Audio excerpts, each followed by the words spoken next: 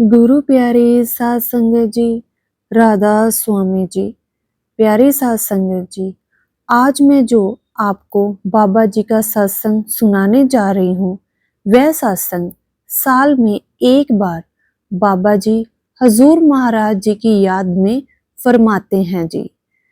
ये सत्संग बाबा जी ने 55 मिनट का फरमाया है जी, जिसमें बाबा जी के साथ पार्टी साहिब नहीं होते, कोई बाणी नहीं ली जाती। आज बाबा जी ने जो कुछ सत्संग में फरमाया वो हम अब आपके साथ साझा करने जा रहे हैं। पिछले कई भंडारों से हजूर जी सत्संग सेवा निभा रहे थे, लेकिन आज के भंडारे पर बाबा जी ने खुद सत्संग फरमाया।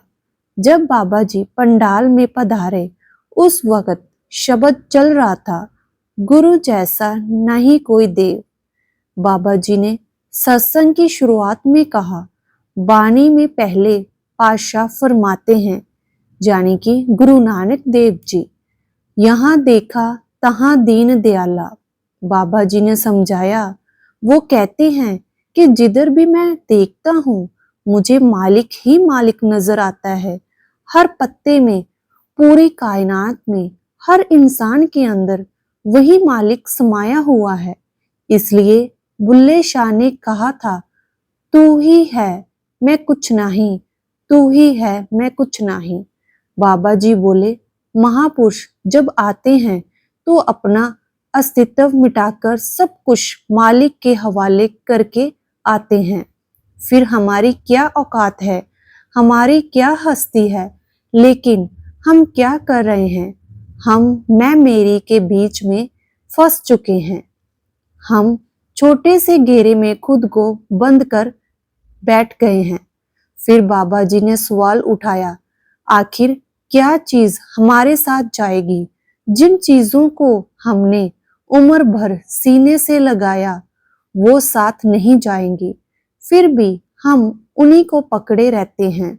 हम अपनी दुनिया को छोटा कर लेते हैं। हमें लगता है कि अगर अपनी चीज दूसरों को देंगे तो हमारा नुकसान हो जाएगा, लेकिन बाबा जी ने साफ कहा, देने से कभी घाटा नहीं होता। मालिक किसी का कर्ज नहीं रखता। जितना दोगे उससे कहीं ज्यादा मिलेगा। मालिक तो युगों युगों से देता आ रहा है। बाबा जी ने कहा, जब से ये सृष्टि बनी है इंसान मालिक से मांगता ही चला आ रहा है। दिंदे दे लैंदे थक पाए, जुगा जुगंतर खाई खाए। बाबा जी बोले, जो कुछ हमें मिला है हम उसकी कदर नहीं करते। मालिक ने जितना दिया अगर हम उसे भी संभाल लें तो मांगने की जरूरत ही नहीं पड़ेगी, लेकिन हम तो और मांगने में लगे हुए हैं। बाबा जी ने कहा, आशा पर्वत जड़ियां मौत तलावा हेठ। क्या हम सच में मालिक के काबिल बन पाए हैं? मालिक ने जो देना था वो तो दे ही दिया, फिर हमें किस बात की कमी है? क्या हम मालिक से ज्यादा जानते हैं? बाबा जी बोले, मालिक हमें हमसे बेहतर समझता है। हम कहते हैं किस्मत मालिक ने बनाई है, तो क्या हम उससे ज्यादा ज्ञानी हो सकते हैं? इसलिए बाबा जी ने साफ कहा, मालिक से मालिक को ही मांगना चाहिए।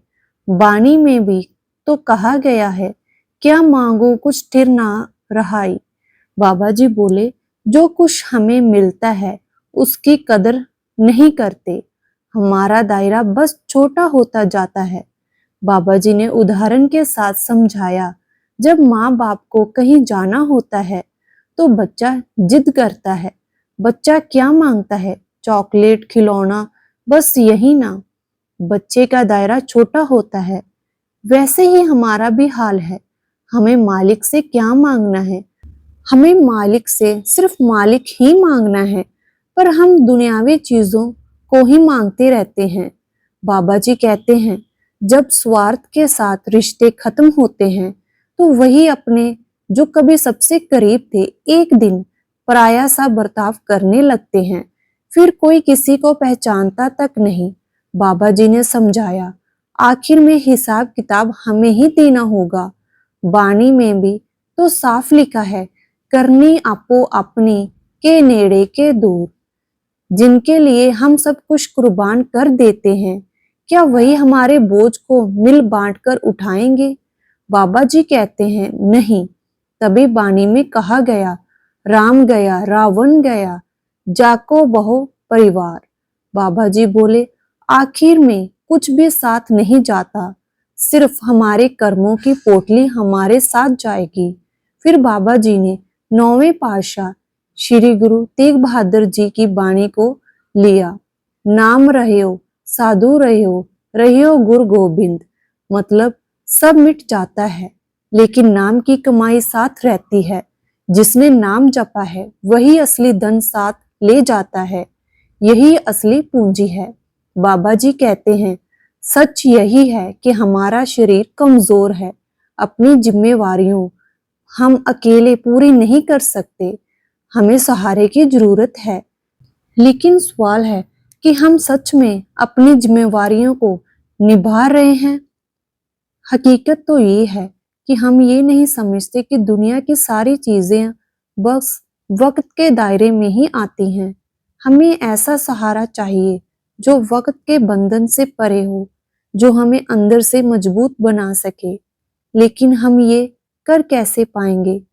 तभी बाबा जी कहते हैं, नाम और शब्द की ताकत ही है जो हमारा सहारा बनती है। नाम कोई मामूली चीज नहीं है, ये नाम सृष्टि को बनाने वाली शक्ति है। नामो उपजे नामो बिन से, नाम से ही सब कुछ पैदा हुआ है और उसी में सब कुछ विलीन हो जाएगा। ये नाम किसी एक युग की बात नहीं है, ये तो चारों युगों से चला आ रहा है। एक नाम जुग चार उधारे, जिसने भी इस नाम का सहारा लिया वो पार हो गया। फिर सवाल आया, ये नाम मिलेगा कहाँ?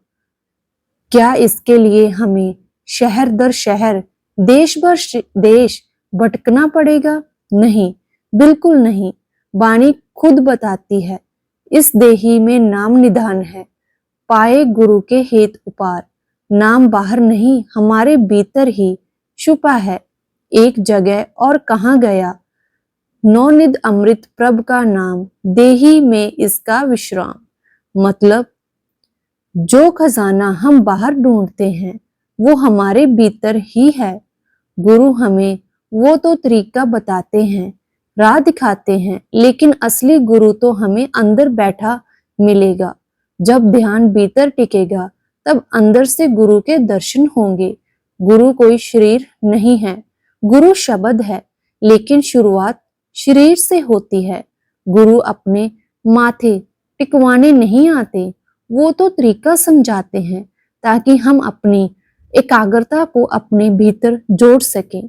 बाबा जी बोले, शब्द कर्म की रेख कटाए, शब्द शब्द से जाए मिलाए। शब्द यानी कि नाम ही वो जरिया है जिसके जरिए हम अपने कर्मों का निपटारा करवा कर इस 84 के जाल से आजाद हो सकते हैं।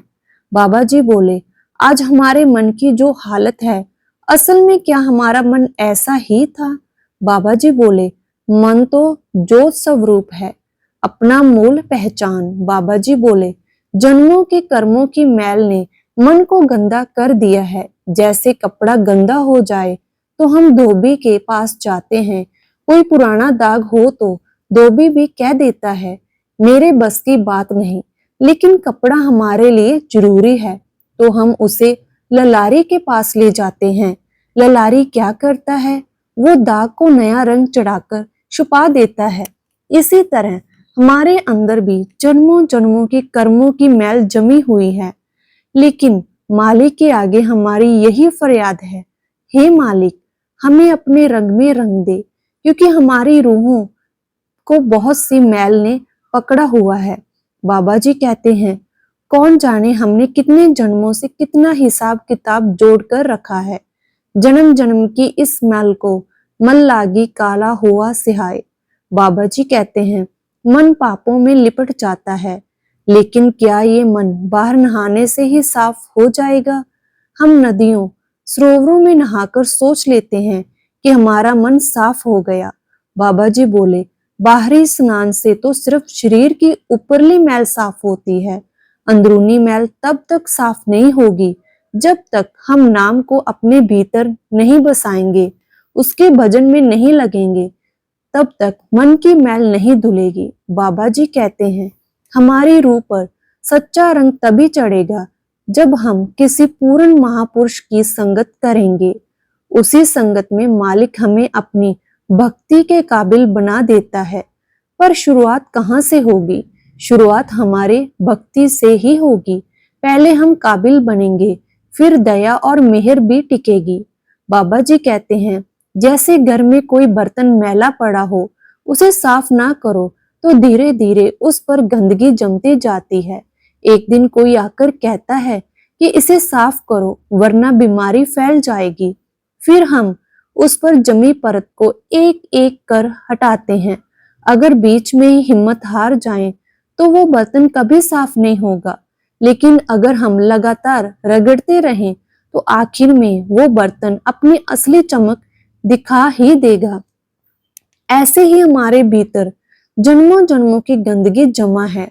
बाबा जी समझाते हैं, बाहर के कई रास्ते लोग ढूंढते हैं कि शायद इनसे हमारे पाप कट जाएं। कोई तीर्थ पर जाता है, कोई सरोवर में डुबकी लगाता है, लेकिन क्या बाहरी नहाने से भीतर की मैल उतरती है? बाबा जी कहते हैं, असली तीर्थ तो नाम है। तीर्थ नामो जाओ, तीर्थ नाम है गुरु शब्द विचार अंतर ज्ञान है। असली स्नान तो भीतर शब्द से ही होगा। यही सच्चा सरोवर है। ये शरीर सरोवर है। संतो नाम स्नान करे लिव लाए। जिसने इस शब्द से खुद को धो लिया, वही सच्चा निर्मल हो गया। बाबा जी कहते हैं, बाहर के साधन तो बस माहौल बनाने के लिए होते हैं। असली सफाई तो शब्द से ही होगी। हम कहते हैं, हमारा ध्यान टिकता नहीं, 2.5 घंटे का सिमरन क्या, हमारा तो 10-15 मिनट भी टिक नहीं पाता, क्योंकि हमारा मन अपनी आदतों से मजबूर है। इसलिए बाणी कहती है, ये मन मैला अंधा है। और साथ ही ये भी बाणी में कहा गया है, मन जीते जग जीत। बाबा जी कहते हैं, बाहर की लड़ाइयों में लोग उलझे हैं। कोई देश के लिए लड़ रहा है, कोई जमीनों के लिए लड़ रहा है, लेकिन असली योद्धा वही है जो अपने मन पर जीत पाता है। हम खुद को कमजोर मान बैठे हैं, पर जिस दिन हम मन को काबू कर लेंगे, उसी दिन सही सहारा भी मिल जाएगा। फिर बाबा जी कहते हैं, क्या सच में हमें किसी मंदिर, मस्जिद या तीर्थ पर जाने की जरूरत है? क्या भगवान को धन दौलत के चढ़ावे चाहिए? धन दौलत तो उसी की दी हुई है जो सारी दुनिया को दे सकता है। उसे हमारे धन की क्या जरूरत? हम तो बस अपनी मैं और मेरी को मालिक के आगे समर्पित करेंगे। आगे बाबा जी ने फरमाया, हम बच्चों के लिए क्या कुछ नहीं करते, बस ये आस रहती है कि बड़े होकर वो हमें थोड़ा वक्त देंगे, बातें करेंगे। बस यही तो मालिक चाहता है। वो भी तो यही देखना चाहता है कि हम उसे कितना याद करते हैं। हम सब भी तो मालिक के बच्चे हैं, तो क्या हमारा फर्ज नहीं कि मालिक के लिए समय निकालें? जिस मालिक ने हमें सब कुछ दिया है, उसको छोड़कर हमारे पास बाकी हर काम के लिए समय है। ये सृष्टि उसी की बनाई हुई है। सब सुखदाता राम है, दूजा नाही कोई, लेकिन हम उसी को भूल बैठे हैं। सोचो, अगर कोई रिश्तेदार हमारे घर आए और हमें पहचानने से इनकार कर दे, तो हम क्या करेंगे? उसी पल उसका सामान उठाकर बाहर कर देंगे। मगर देखो, हम उसी मालिक के घर में रहकर उसी को भूल बैठे हैं। फिर भी मालिक इतना दयालु है, हर पल हमारी संभाल करता है। हम कहते रहते हैं, वक्त नहीं मिलता। बाबा जी पूछते हैं, फिर वक्त किसके लिए है? जिन चीजों में हमने खुद को फंसा कर रखा है, वही चीजें हमारे साथ क्या चलेंगी? मानव जन्म बड़ा अनमोल है। ये भोग जूनी भी है और कर्म जूनी भी। इंसान को मालिक ने विवेक दिया है ताकि वो समझदारी से चले। दुनिया में रहना है, लेकिन विवेक से रहना है। आगे बाबा जी ने फरमाया, जब हमें किसी चीज की जरूरत महसूस होती है, तो हम उसे हासिल करने के लिए दौड़ पड़ते हैं, पैसा कमाते हैं ताकि जरूरतें पूरी हो सकें। मगर बाबा जी समझाते हैं, जरूरत तो जानवर भी पूरी कर लेते हैं। इंसान जोड़ने में लगा रहता है, सब कुछ मिलने के बाद भी और के पीछे दौड़ रहा है। जानवरों को देखो, खुद का पेट भर जाए तो भोजन को भी वहीं छोड़कर चले जाते हैं। देखा जाए तो जानवरों का मालिक पर हमसे गहरा विश्वास है, पर हमने सब कुछ जमा कर करके खुद ही अपना मन भारी कर लिया।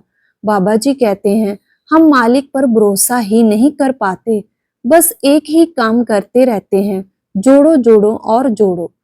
हजूर पार्टीशन के समय कहते थे, उन्होंने अपनी आंखों से देखा कि कितने राजा महाराजा जो भी कभी ऐशो आराम में रहते थे, वो कैसे बिखर गए। यहाँ तक कि उन्हीं लोगों को सड़क पर भीख मांगते भी देखा। बाबा जी कहते हैं, जो किस्मत में लिखा है वो कोई छीन नहीं सकता, और जो किस्मत में नहीं है वो कोई दे भी नहीं सकता। फिर भी हमें भरोसा नहीं होता, हम बस बहाने बनाते रहते हैं। मालिक हमें वही देगा जो हमारे लिए सही है। उसके लिए हमें शब्दों की जरूरत नहीं, कर्म में उसे जताना है। अगर हम मन को काबू कर चलेंगे तो मालिक हमारी ओर भी ज्यादा संभाल करेगा। पर होता उल्टा है, हमसे तो उतना ही मन नहीं संभलता। बाबा जी कहते हैं, मालिक ने हमें विवेक दिया है ताकि सोच समझकर सही कदम उठा सकें। 5 मिनट ठहर कर सोचो कि हमारी असल जरूरत क्या है और हम क्या इकट्ठा करने में लगे हुए हैं। जो कुछ मालिक ने हमें दिया है, क्या उसमें कोई कमी है? हम कहते हैं कि मालिक से मिलना है, पर जब तक हम भजन सिमरन को अपनी आदत में, अपनी रोज की जिंदगी में नहीं उतारेंगे, तब तक मालिक कैसे मिलेगा?